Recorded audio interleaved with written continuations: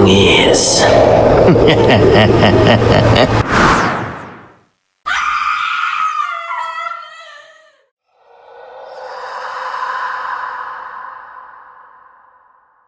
Ma, saan galing yung nakausap mo kanina? Tanong ni Nina habang pinupunasan ng mesa. Parang ang seryoso mo. Ano ba yun? Recruiter daw anak. Sagot ni Teresa na kayo kung nagliligpit ng pinggan. May mga hinahanap na 2 katulong sa kabilang bayan. Live-in. Malaki raw ang sweldo. Napahinto si Nina. Tayo ba, Nay? Huminga ng malalim si Teresa. Sa unang pagkakataon sa maraming buwan, may kumikislap na pag-asa sa mga mata niya. Ay kung tatanggapin natin, oo. Pwede tayong magsimulang muli. Hindi na tayo magugutom, anak. Pero kasabay nun, ang paghigpit ng hangin sa labas. Parang may bumubulong sa kanilang maliit na kubo. Sa labas, nagtitipo ng mga kapitbahay. Tila may sariling opinyon sa desisyong ito. Pagbukas nila ng pintuan, agad silang sinalubong ni Mang Densyo, kapitbahay na kilala sa pagiging tsismoso pero may mabuting puso. O Teresa, sigurado ka bang pupunta kayo ron? Mahina nitong sabi. Hindi magandang narinig ko sa lugar na yon. May mga nangyayari daw na kakaiba. Ay, Mang Densyo, puro sabi-sabi lamang yan. Hindi kami takot sa mga kwento ng mga tao. Kailangan namin pagkain, kailangan namin ng pera.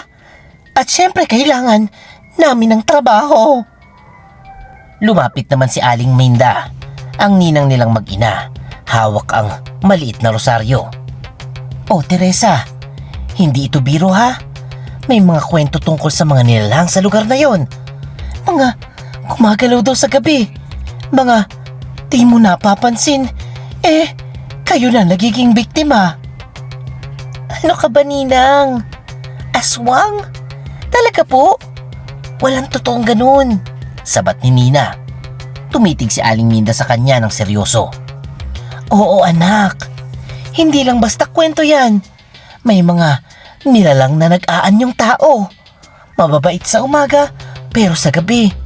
Hay, nakakatakot. Ay, Ninang. Hindi ako basta-basta naniniwala sa mga kwento na yan. Naku, paano nga ba tayo uusad kung takot tayo sa mga alamat na paulit-ulit na lamang? Tahimik na tumingin si Nina sa ina. Nakikita niya ang pagod, ang pag-aalala at ang desperasyon na sinisikap nitong itago. Sa loob ng bahay nila, may dingding na butas, may bubong na tumutulo, may mga gabing wala silang hapunan. At ngayon, may pagkakataon na. Ma, basta sasama ako sa'yo kahit saan ka pumunta. Kahit sa kasulok-sulukan pa ng mundo. Mahina pero matapang na boses ni Nina. Napalunok si Teresa. Labis na naaantig. Ay, salamat anak ha. Anak, hindi ko to kaya mag-isa. Pero muling nagsalita si Aling Minda. Mas mariin, halos pagalit. Teresa, ang mga aswang ay hindi mo basta-basta mapapansin. Hindi sila nahahalata. Hindi sila halimaw na kagaya ng nasa storya. Minsan, mas mabango pa sila sa tao. Mas mabait at mas kaakit-akit. Napalunok si Nina. Pero paggabi, nag-iiba sila. Huminga ng malalim si Teresa.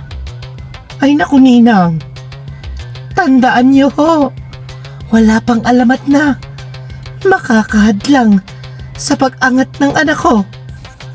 Tinapik niyang balikat ni Nina. At basta magkasama kami, walang makakapanakit sa amin.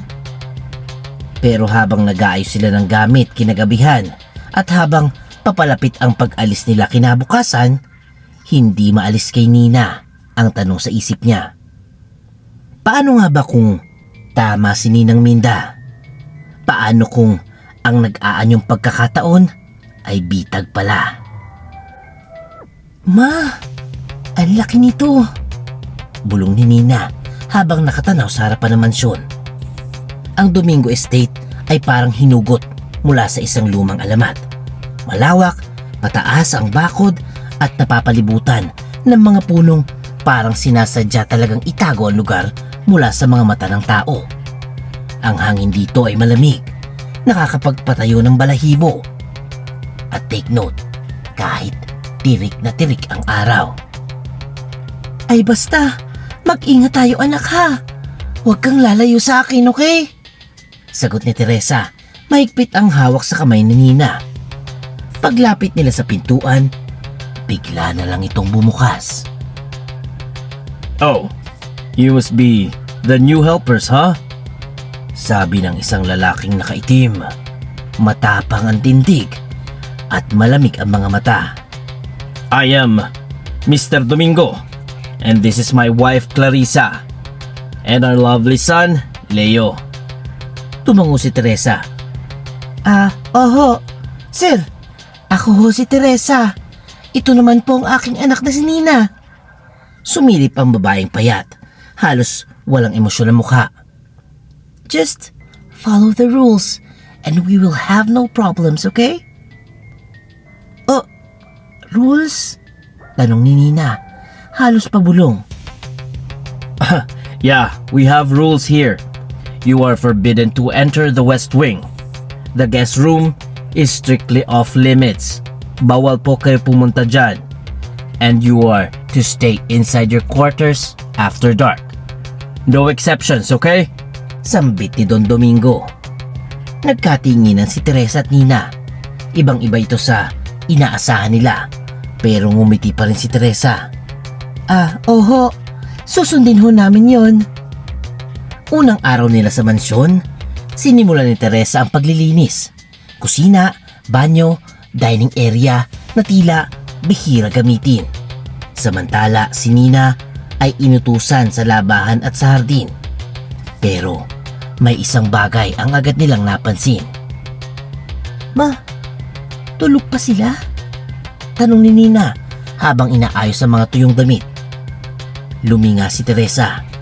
Tirik ang araw, halos tanghali na, pero tahimik ang buong mansyon. Walang yugyug ng yabag, walang ingay, walang kahit anong senyales ng buhay mula sa pamilya. Ay Nina, siguro puyat lamang yung mga yan. Bulong ni Teresa kahit siya mismo ay nagtataka. Kinagabihan, dumating ang truck na walang logo. Babae ang driver nito pero mukhang hindi nais makipag-usap. Nagbaba ito ng mga sako ng hilaw na karne. Marami, maramihan, parang pang fiesta. Oh, para saan kaya to? Tanong ni Nina. Ay, siguro sa negosyo nila. Hindi naman yan makakain ng lahat ng yon. Sagot ni Teresa. Pero ramdam ni Nina ang panginginig sa boses ng ina. Sa hapunan, tinanong ni Teresa si Leo habang nag-aabot ng platito. O anak, ilan ba ang katulong na nagtatrabaho dito? Tumigil sa pagnguya si Leo. Matalas ang tingin. Not important. We don't talk about them. Napakagatlabi si Teresa. Si Nina naman ay nakakunot noo. Pero bakit naman po? Well, because they're no longer here. Focus on your work. Malamig na sagot ni Mrs. Domingo at hindi na sila nagtanong ulit. Kinagabihan, nag-aayos si Nina ng kanilang maliit na silid. Napatingala sa bigla. Parang may humahagod sa kisame. Mabilis, mapanlin lang.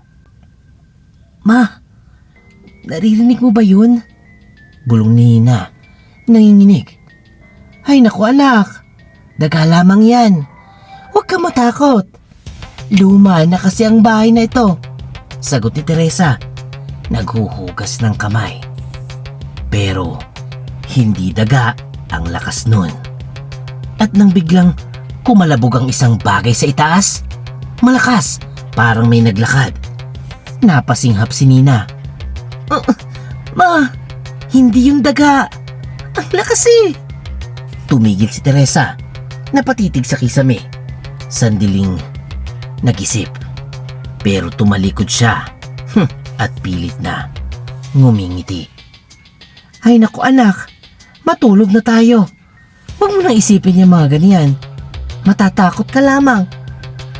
Pero sa dibdib niya, kumakabog ang takot na hindi niya maipaliwanag. At ang kisame, may huminturing kumikiskis na parang nakikinig sa kanila. Ma, pansin mo ba?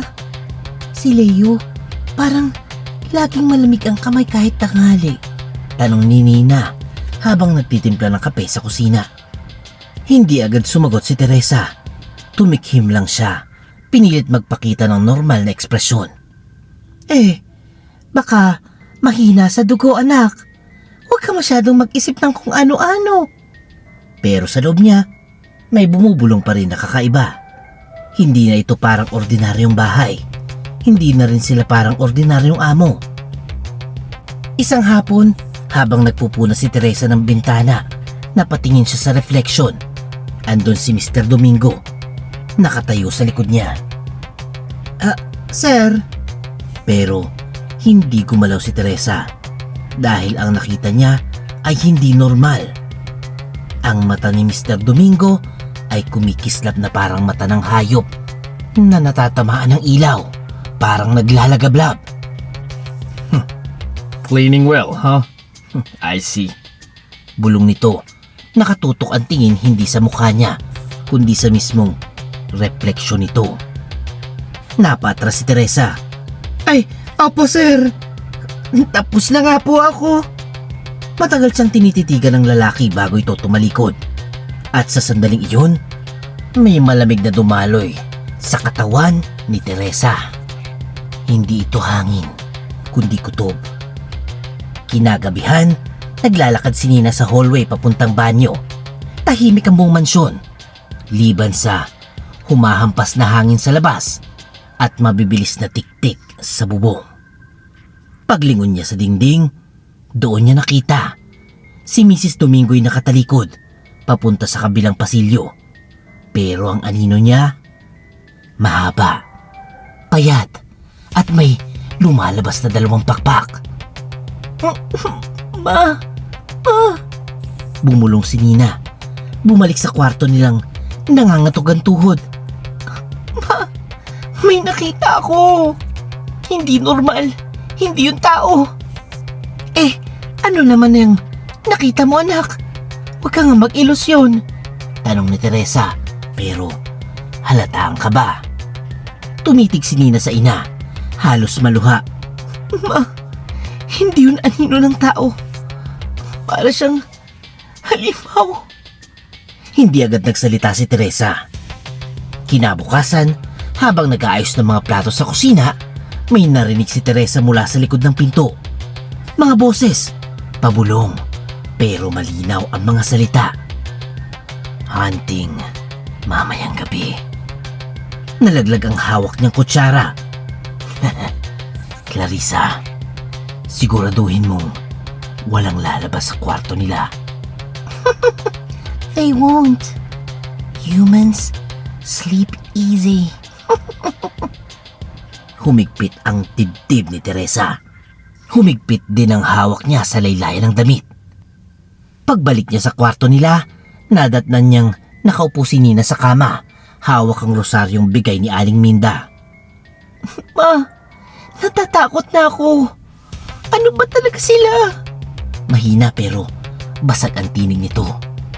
Umpo si Teresa sa tabi niya, nanginginig ang kamay. Anak, naalala mo ba yung sinabi ni Ninang Minda tungkol sa mga aswang? Napatigil si Nina. Ma, baka tama siya. Tumulo ang luha ni Teresa, hindi dahil sa takot, kundi sa bigat ng katotohanang unti-unting lumilitaw. Narinig ko sila anak. nag-uusap tungkol sa hunting.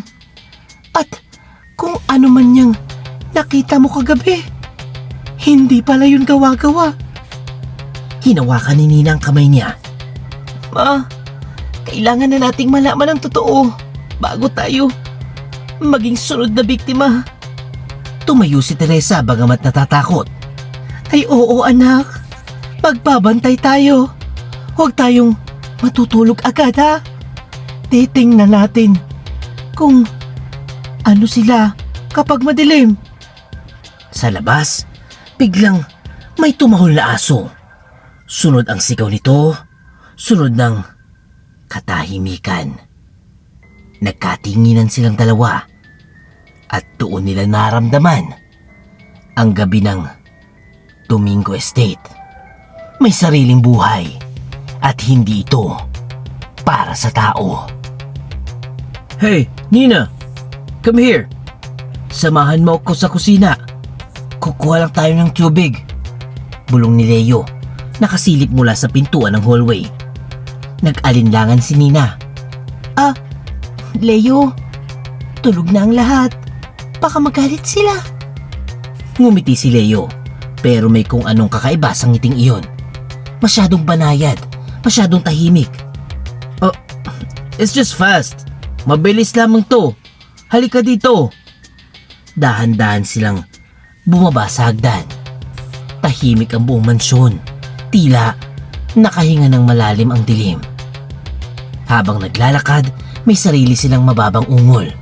Mabagal, basa, parang tunog ng hayop na pinipilas.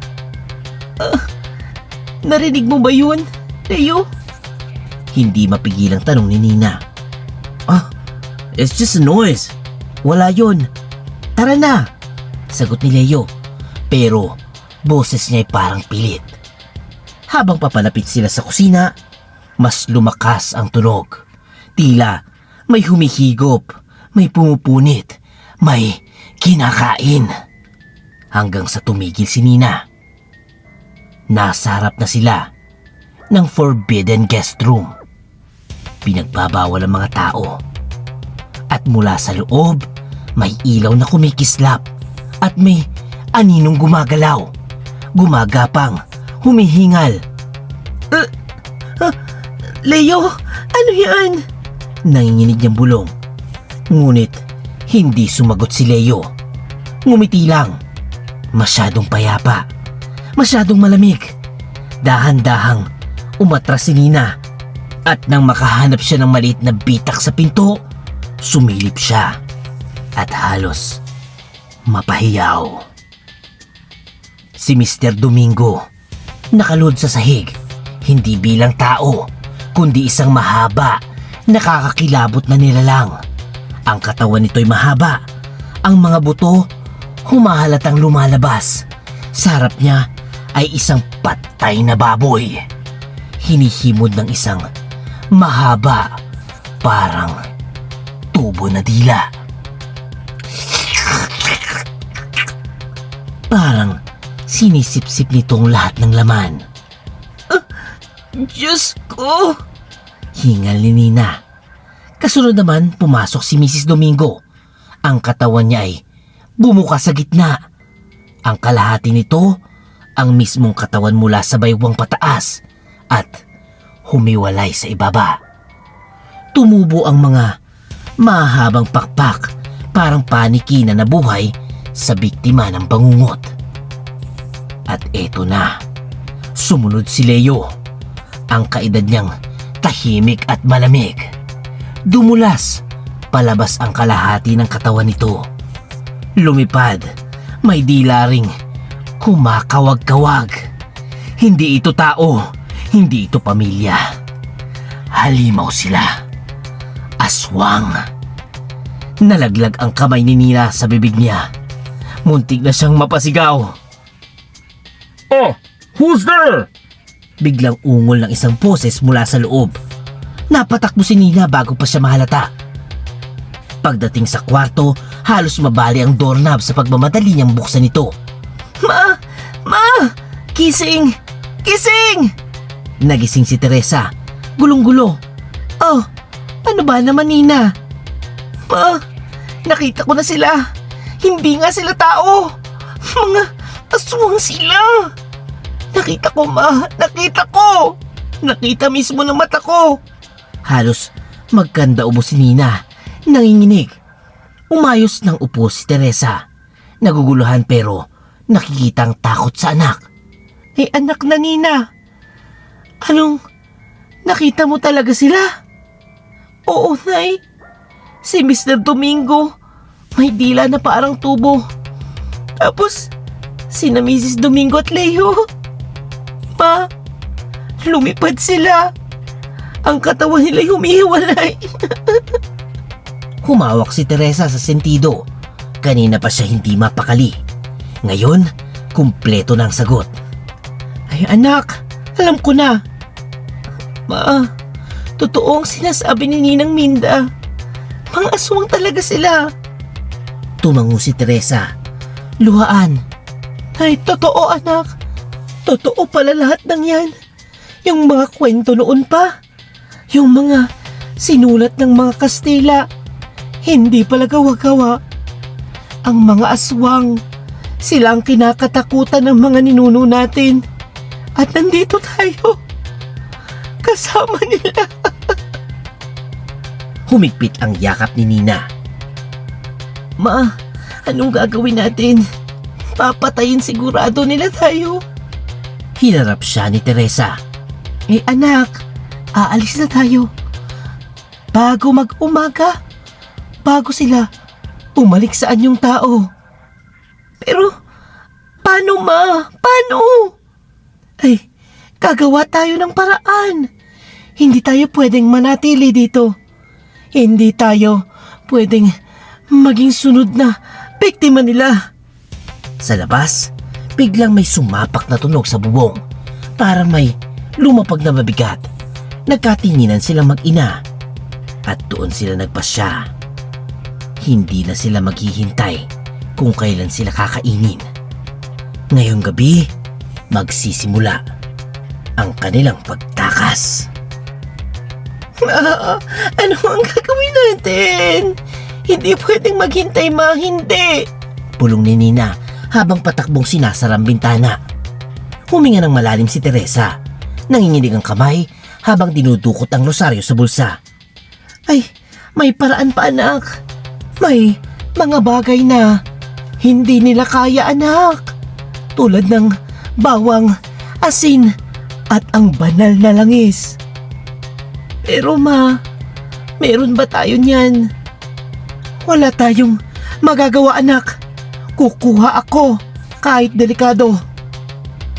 Habang tulog ang buong mansyon at ang mga Domingo'y nasa kanilang gabi, dahan-dahang lumabas si Teresa mula sa kwarto. Ang bawat hakbang ay parang tumutunog sa buong bahay.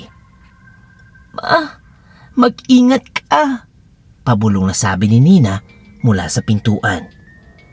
Tumango lamang si Teresa bago sumilip sa pasilyo.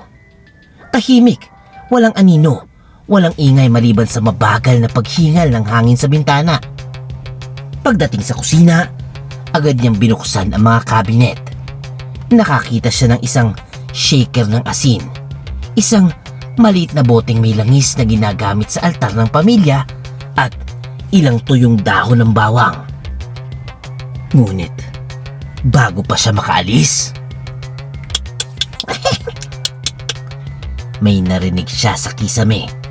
Parang may gumagapang, parang may bumubulong. Dahan-dahan niyang dinampot ang lahat at mabilis na bumalik sa kwarto.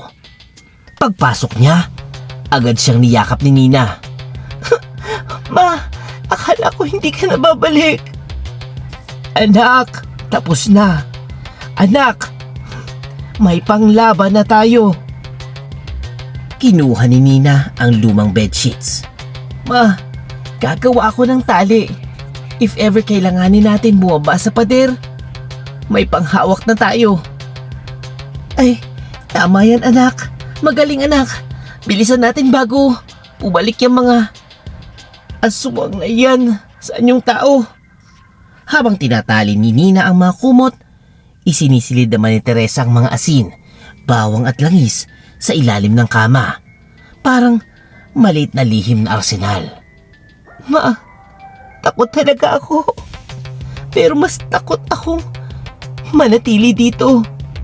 Ay kaya nga tayo aalis, Nina. Huwag kang mag-alala. Ililigtas kita. Ngunit ilang segundo pa lang ang lumipas, bumalik ang mga aswang. Tila nagbantay sa pintuan na mag-ina. Walang magawa sina Nina at Teresa kundi manatili lamang sa kwarto at hindi na sila nakatakas. Kinabukasan, habang nagwawali si Nina sa hardin, may lumapit na pamilyar na boses. Oh, Iha! May napapansin ba kayo? Mahina, ngunit mariing tanong ni Mang Eddie, ang matandang hardinero. Nagulat si Nina. Ah, Mang Eddie, bakit po? Lumingali nga si Mang Eddie bago nagsalita. Ay, alam ko na, hindi naman sila tao. Matagal ko nang pinaghihinalaan yung mga yan. Ang mga tulad nila, pinabaliktad ang mga tradisyon natin. Dapat kasi, pinapangalagaan ng mga bisita. Pero sila, ginagawang mga pagkain. Napatakip ng bibig si Nina. Mang Eddie, alam nyo? Oo, at alam kong kailangan nyo nang umalis. Lumapit si Teresa noon ay nakamasid pala. Mang Eddie, tulungan nyo kami. Tumango ang matanda. Sa tanghali kayo umalis. Doon, pinakamahina ang mga tulad nila. Tulog, gutom, hindi makakabangon agad. Binulsa ni Teresa ang kaba.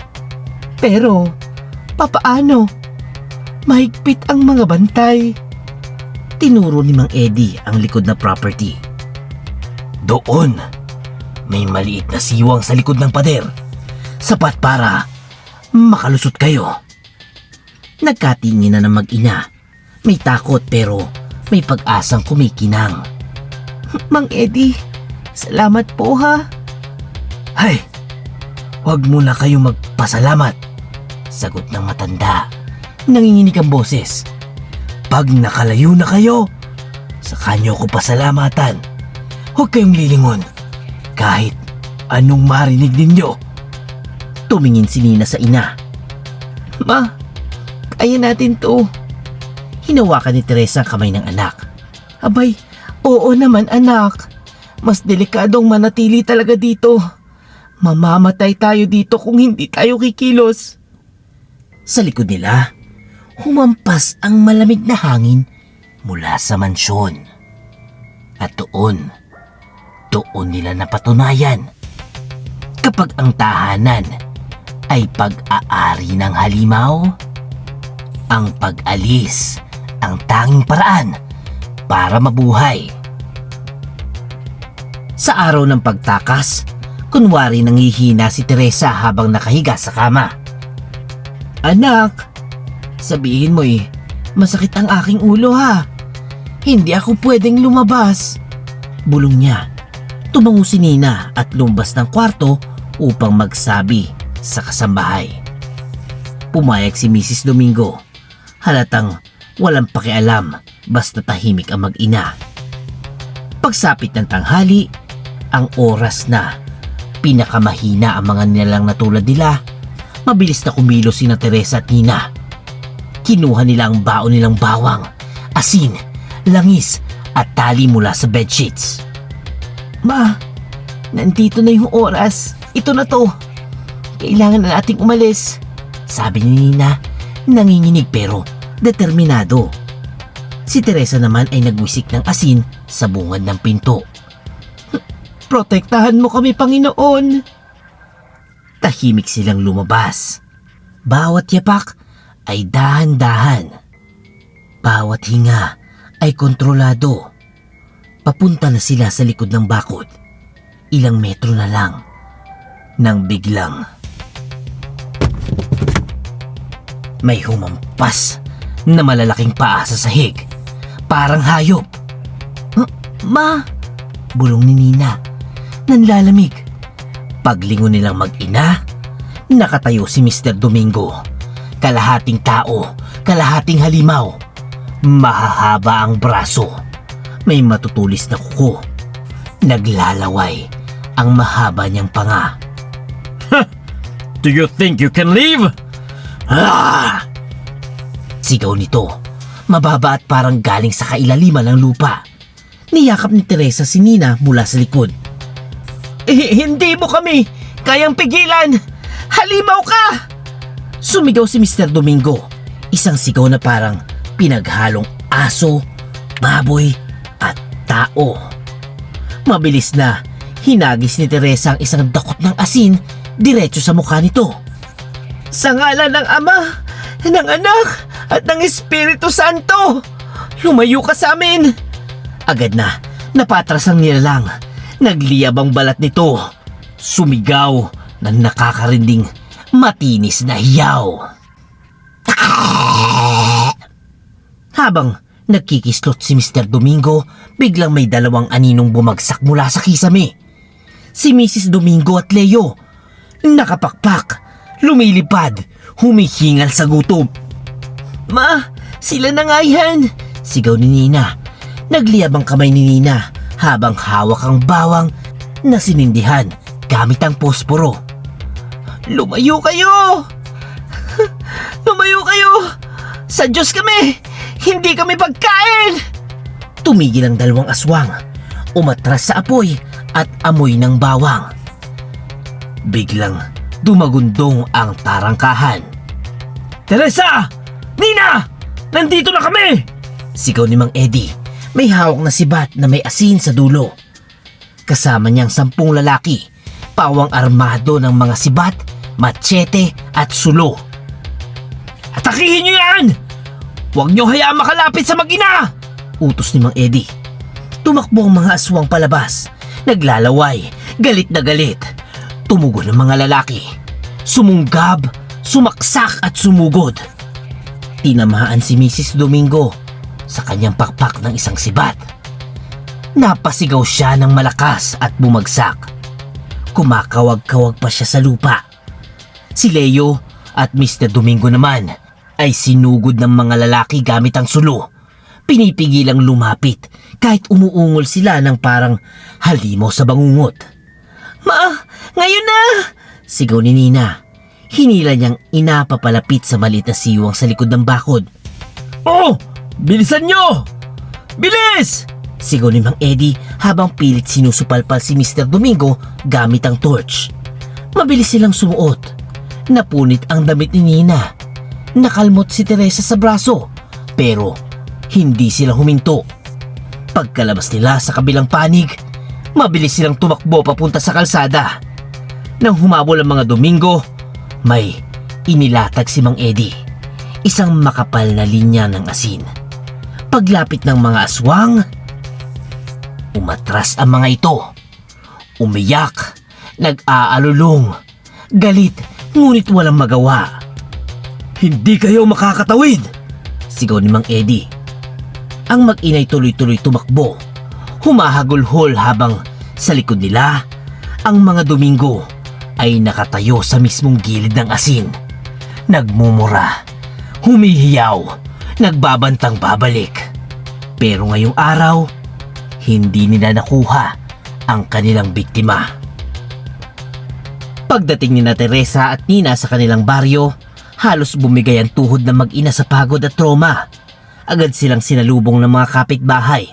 Halatang hindi makapaniwalang buhay pa sila. Ay Teresa! Nina!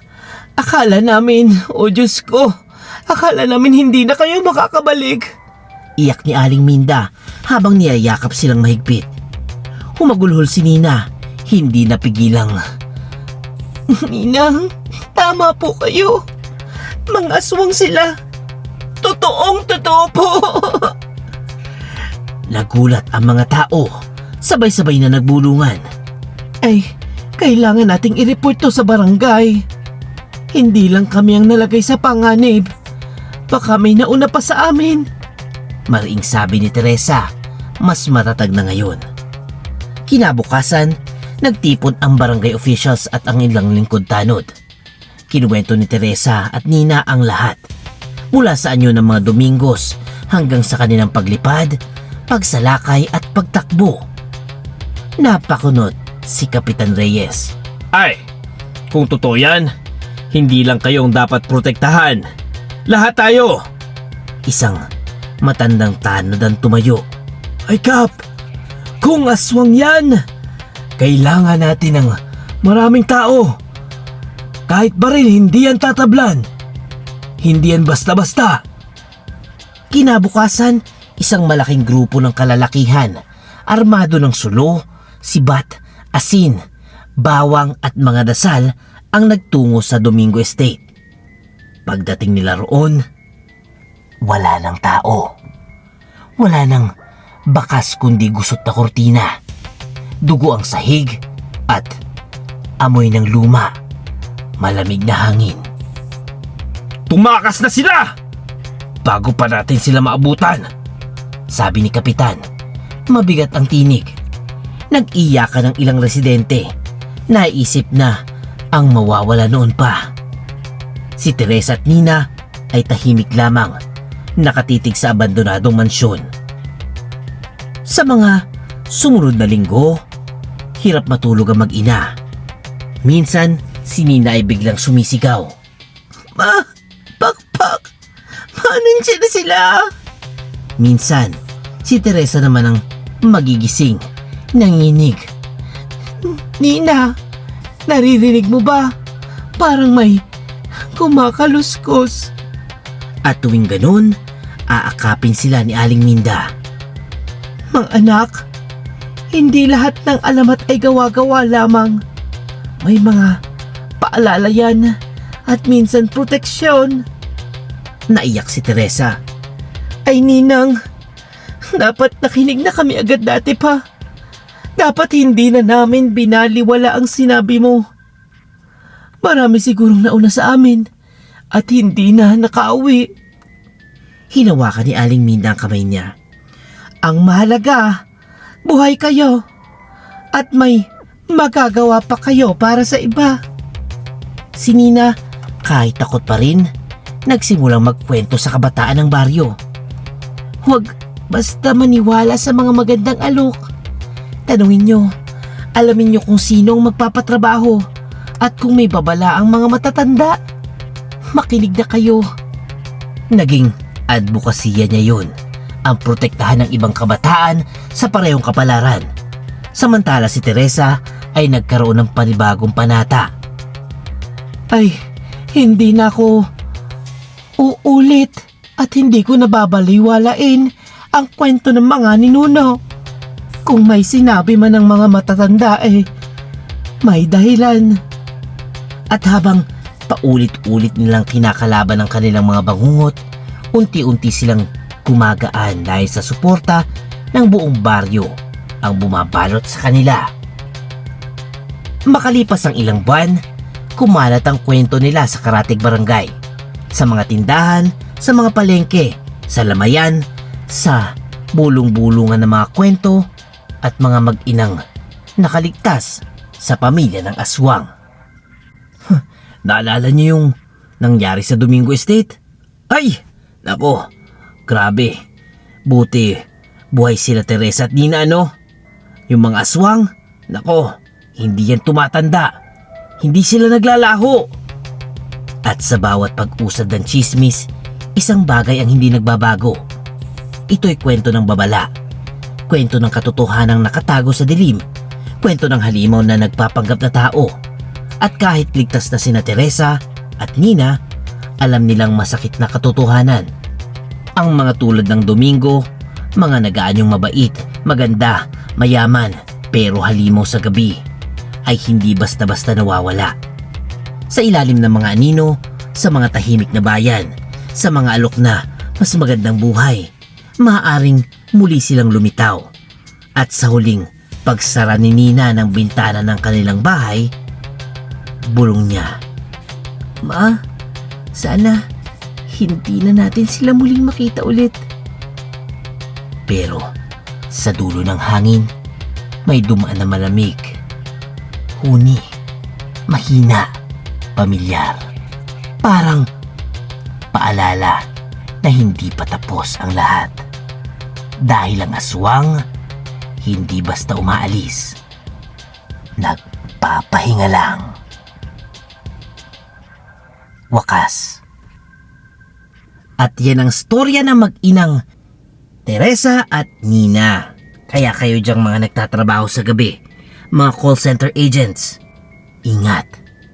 Baka pag nasa sleeping quarters ka, ang katabi mo aswang pala.